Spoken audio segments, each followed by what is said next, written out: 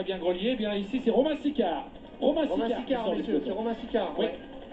Et l'écart est monté à 40 secondes quand même, là ça devient sérieux. Et la réaction de Romain Sicard est bienvenue si l'on souhaite revenir sur Luca Wackerman.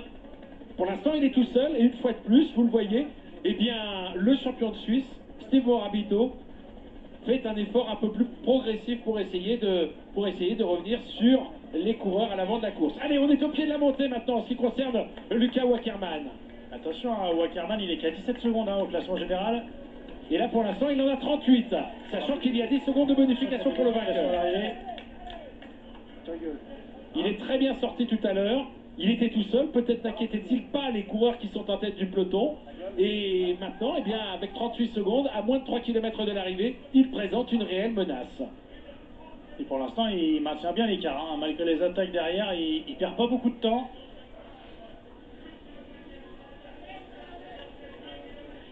Luca Wackerman qui participe pour la première fois au Tour du Limousin Nouvelle-Aquitaine. Allez, Wackerman peut-il aller chercher cette victoire d'étape sur la ligne d'arrivée? Je peux vous dire que Daniel Manjas, lui aussi, est déjà peut-être en train de l'envisager. Derrière, pour l'instant, que se passe-t-il en ce qui concerne la tête du peloton? Pas d'attaque, ça roule dans le sillage de Romain Sicard qui a été repris tout à l'heure sur cette accélération.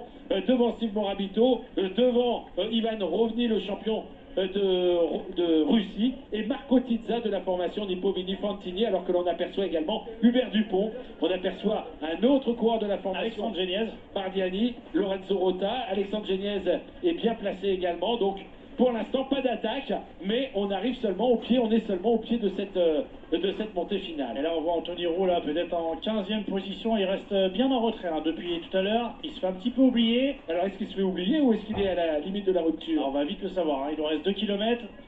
Rappelons qu'il avait terminé Il est loin. troisième de la Classica San Sébastien où il y avait Hubert Dupont, qui met en route maintenant pour certainement une attaque d'Alexandre Geniez. Oui, Hubert Dupont, c'est une accélération. Mais Morabito est quand même assez impressionnant aujourd'hui. Non, ça y est, il s'écarte. Morabito qui s'écarte, il a fait un gros travail depuis tout à l'heure. Donc maintenant, Anthony Roux n'a plus d'équipier. C'est Rovny qui va chercher Hubert Dupont. Et plus que 31 secondes pour l'homme de tête. Et regardez Alexandre Genesi là en 4e position. Quelle accélération d'Hubert Dupont, vraiment très fort. Là, ça y est, il s'écarte. Allez, revenez maintenant. Et voilà, immédiatement, vous voyez Alexandre Geniez qui va venir prendre la tête. Alors que le retard est encore de 30 secondes, à 2 km de l'arrivée en ce qui concerne l'homme de tête. Luca Wackerman, pour l'instant, n'a perdu qu'une dizaine de secondes lors du premier kilomètre d'ascension. Et derrière, c'est Rovny qui roule pour essayer de peut-être réduire cet écart. Voilà, il y a eu une cassure derrière, parce que l'on a visiblement Rovny. Et un autre coureur de Bardiani qui vient de sortir. Est-ce que c'est Manuel Séné? En tout cas, Ah oui, d'ailleurs, Rovny n'a pas pu l'accompagner. Ah, il est sorti costaud lui aussi. Oui, c'est bien ça. C'est Manuel Séni. Et avec la bracasse. Manuel Séni, 20e du classement général. C'est bizarre quand même de voir un Bardiani rouler derrière un Bardiani, mais bon, c'est comme ça. Elie Gesbert qui revient très fort. Qui compte? Elie Gesbert, oui. Le coureur de la formation Fortuneo Samsic.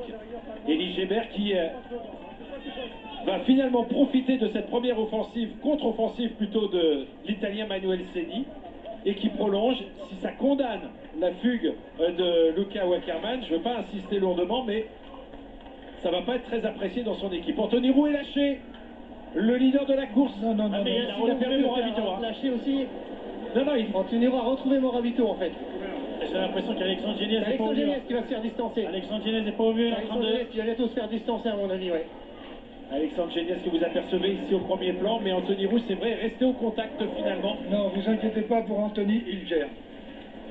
Vous êtes bien sûr de vous et d'Anthony. Non, mais surtout. regardez comment il est revenu C'est vrai. tranquillement.